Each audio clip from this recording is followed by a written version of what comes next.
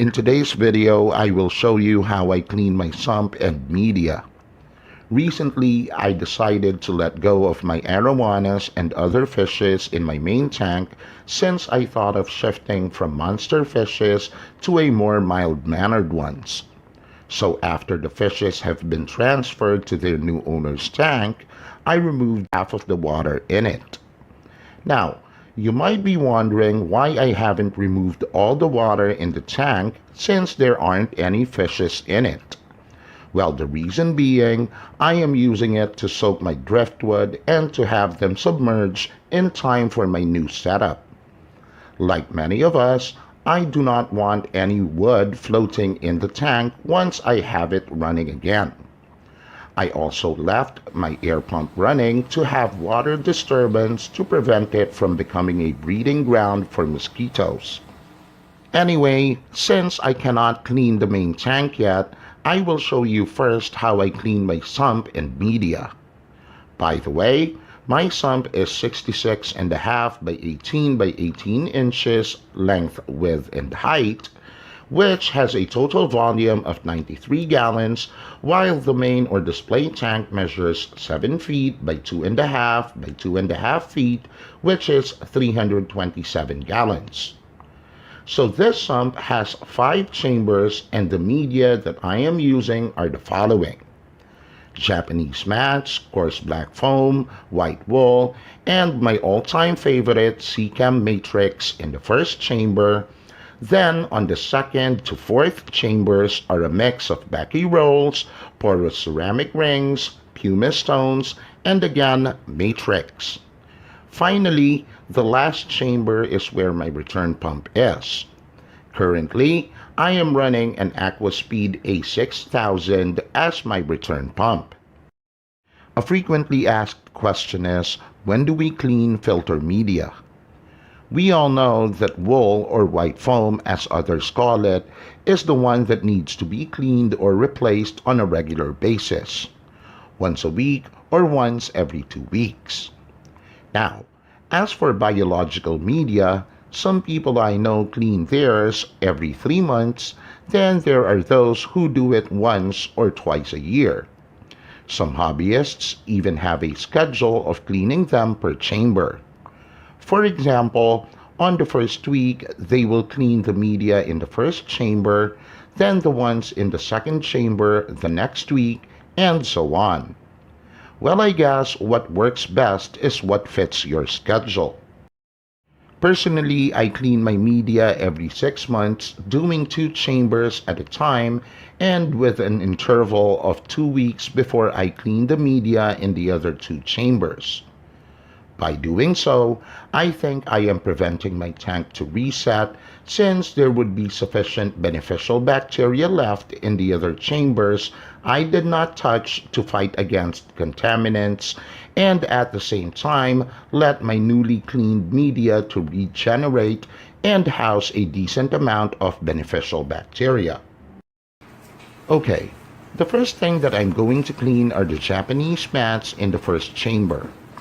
Remember that when cleaning your media, it is always suggested that you use water from the tank so as not to entirely eliminate beneficial bacteria that are currently living in them. But since I am going to reset the whole system and start the cycling process all over again, I am going to use water from the faucet. So with the mats, what I will do is simply spray them with water. Better if you have a pressurized hose to flush out dirt and debris more easily. But since again I do not have a pressurized hose at the moment, I will simply work with what I have.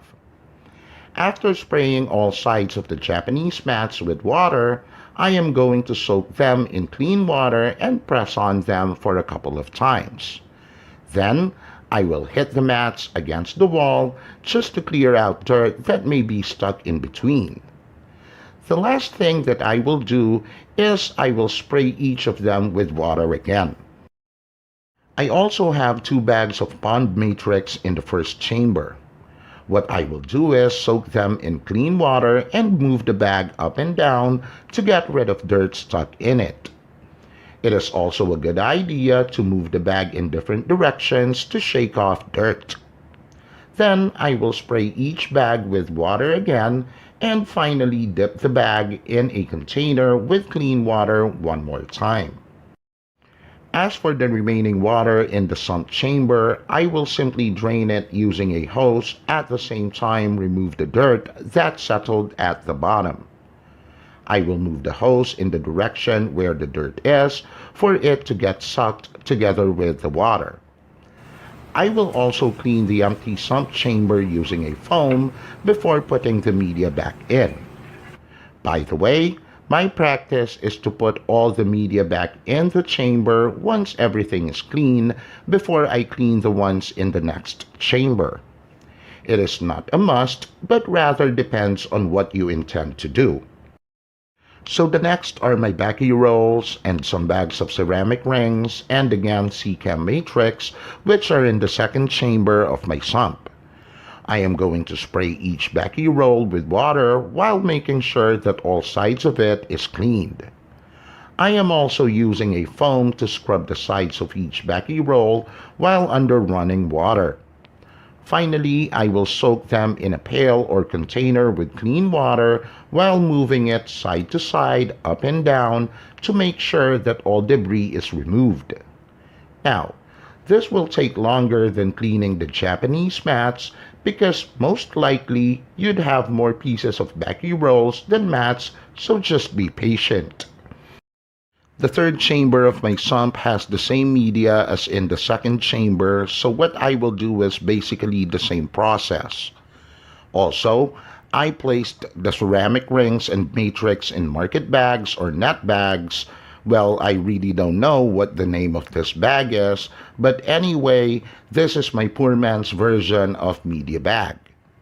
The reason I placed the ceramic rings and matrix in net bags is for easier maintenance.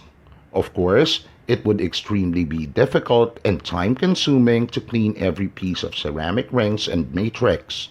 So again, for easier cleaning, I suggest using filter bags or net bags like this. Now, the way I clean my ceramic rings and matrix is a bit different from the method I follow when cleaning Japanese mats and baggy rolls. What I do is, I fill a container with water, then submerge the whole bag in it. Once submerged, I move or shake the bag in all directions to remove a good amount of dirt from it. I repeat this process several times while replacing the container with new water until I see lesser and lesser dirt settle in the water. I also spray the bag with water after the first process just to be sure that the entire bag is free of dirt. So basically, it is just a reverse of the steps I follow when I clean my Japanese mats and baggy rolls. As for the media in the fourth chamber of my sump, which is mostly pumice stones in net bags, I follow the same method when cleaning ceramic rings and matrix. Again, never forget to drain and clean each chamber of the sump before putting back the newly cleaned media. Remember again that I'm doing a tank reset, so using water from the faucet is fine. But if you do not plan on doing a reset, then use water from the tank instead when cleaning your media to avoid wiping out a significant amount of beneficial bacteria. You may also follow my practice, which I mentioned earlier in the video. So there you have it, guys, the way I clean the sump and media. Although a tough and time-consuming process, which in fact took me nearly 10 hours to complete, I guess all hobbyists know that it is an important part of our chosen hobby and the major life support of our fishes. Please stay tuned for my next video. Bye for now.